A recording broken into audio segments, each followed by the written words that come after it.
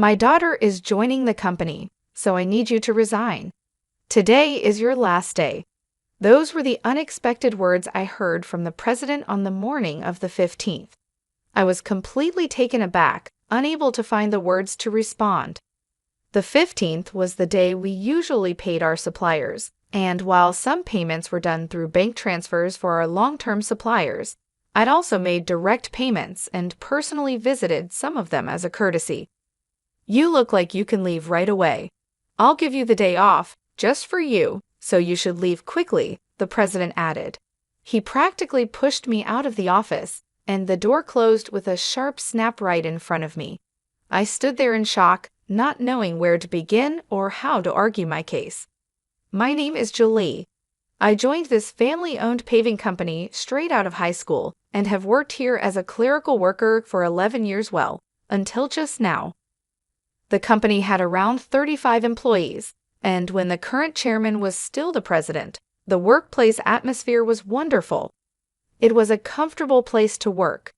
The chairman, now retired, used to closely collaborate with the younger employees, and his wife, Olivia, would come in daily to assist with various tasks until he was hospitalized. Their daughter, Maria, was skilled in both fieldwork and office tasks, and her husband was the site manager, respected and trusted by all the on-site employees. Even though they were the founding family, they never acted superior or looked down on us employees.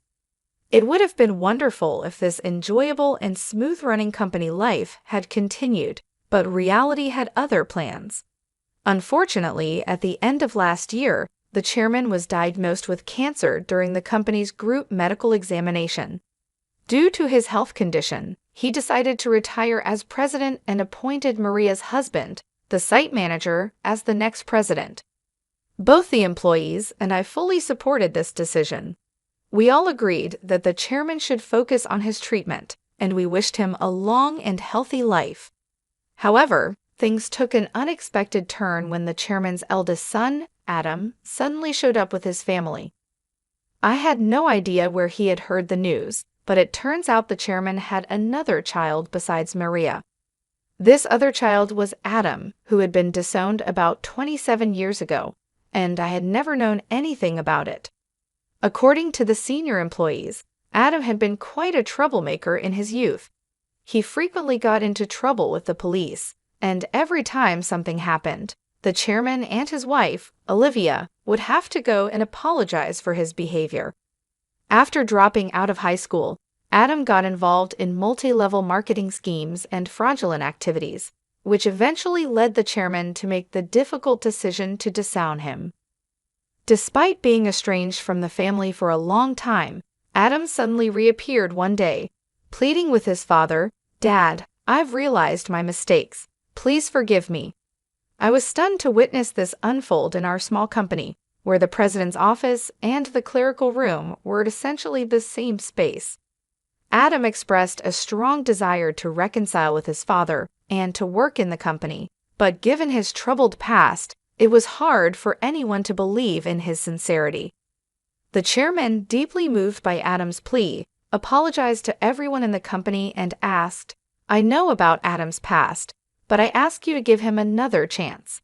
Maria and the senior employees, who were well aware of Adam's history of trouble, couldn't fully embrace the idea, but they also couldn't turn down the chairman's heartfelt request.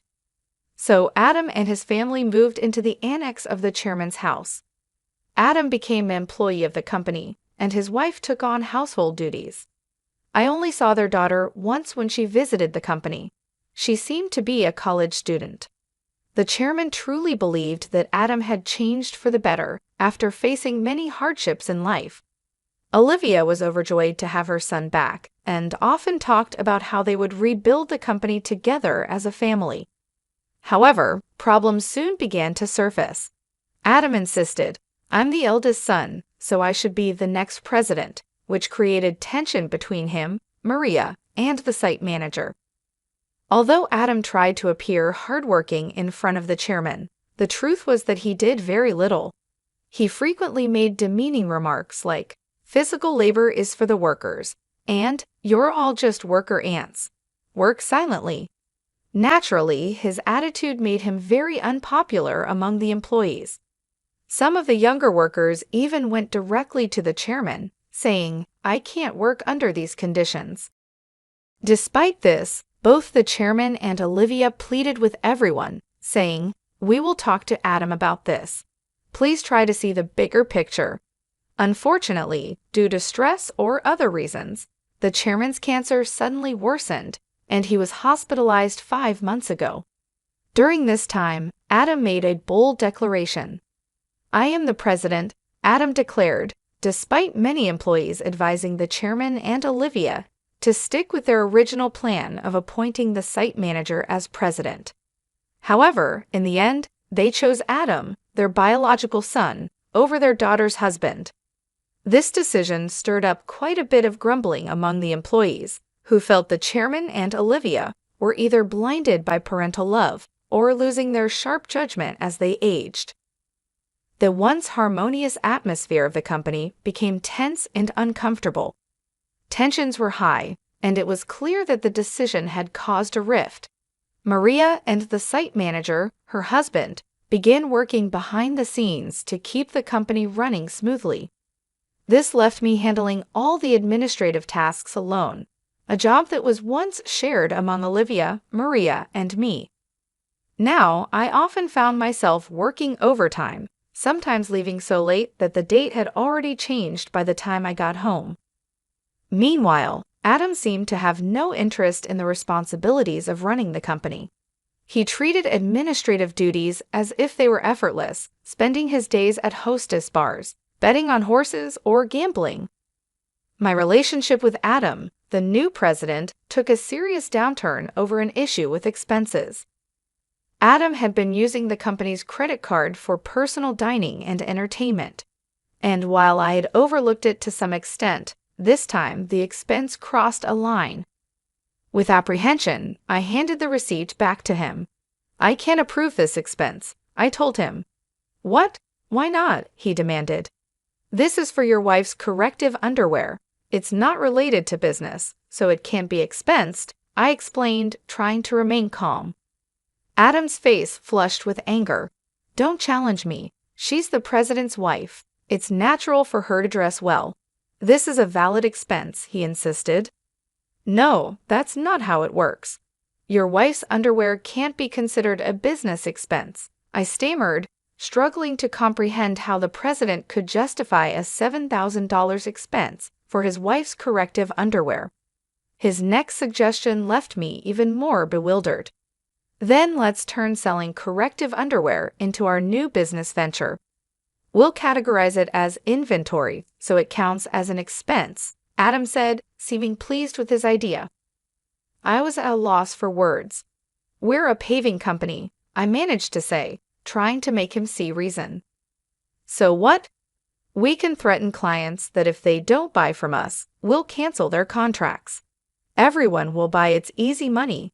$31,000 for $7,000 worth of product." Adam chuckled loudly, but I felt horrified.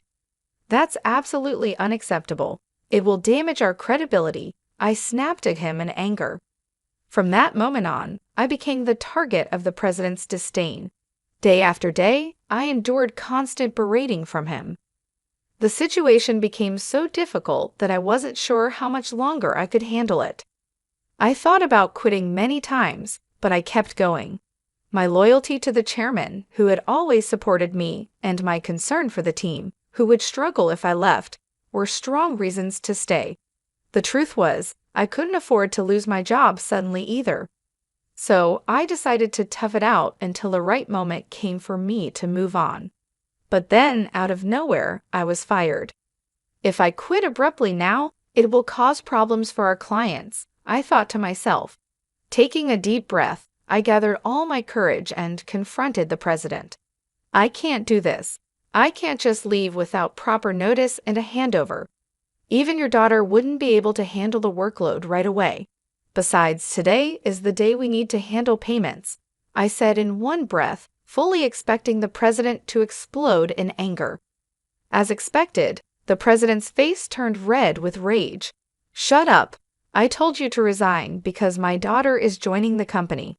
Today is your last day. After the payment, let them wait until they come to collect it. There's no need to pay them upfront, he barked. Excuse me, isn't it normal to pay for something once you buy it?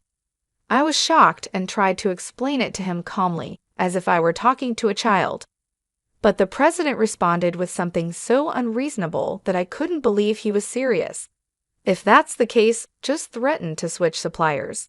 Tell them we won't make the payment this time, so they should give it to us for free. What? That's not something we can do, is it? I was so stunned that I couldn't find the right words to respond.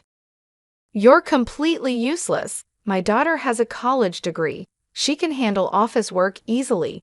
As family, she won't question my expenses like you do. You're all talk and no action. We don't need someone like you in our company. Leave now, the president sneered. It was clear that he intended for his daughter to take over the accounting, so he could justify personal expenses as business expenses. Oh, is that so? Just remember, I won't regret this, I replied. I realized that words were useless at this point, and my patience had worn thin. I quickly gathered my belongings and left the company. Feeling sorry for our clients, I called Maria. Even though I knew Olivia and Maria were busy taking care of the chairman, this was urgent. I explained everything to her and trusted Maria to handle the situation. Once I left the company, I suddenly found myself with nothing to do. Being fired without notice clearly violated labor standards laws. I decided to report this situation to the Labor Standards Office. I knew the company could get into serious trouble because we were part of the middle company payment system. This system supports small and medium-sized businesses that can't always afford to pay severance on their own. By using this system, I could claim my severance pay and 1 month's salary. There wasn't a rush, though, because I had up to 6 years from my retirement date to apply, and the Labor Standards Office had a 4-year statute of limitations. With my usual professional habits, I started playing out the steps I needed to take and the timeline for my retirement. I decided that I could take it easy for at least a week. Lately, I had been working overtime and weekends without a break, leaving no time for myself.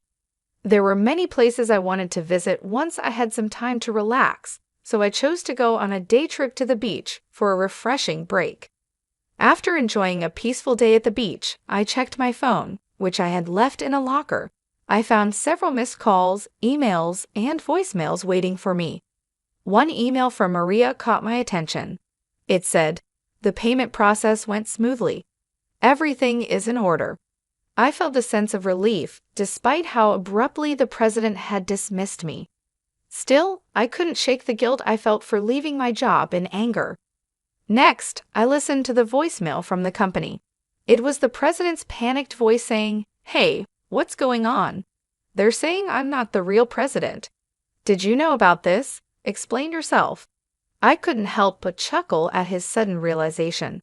After that, I continued to check my emails and voicemails, and among them was a message from the chairman, asking me to come to the hospital. That evening, I promptly headed to the hospital. When I arrived, I found Olivia and the president already there in the room with the chairman. As soon as the chairman saw me, he greeted me from his bed, saying, "Julie, I'm truly sorry for my foolish son." Before I could respond, Adam, the president, arrogantly shouted, "Hey, what's going on? I'm not the official president. Explain yourself." The chairman quickly silenced him with a stern command, "Quiet down." It turned out that right after I had called Maria, she immediately informed the chairman and Olivia about everything that had happened.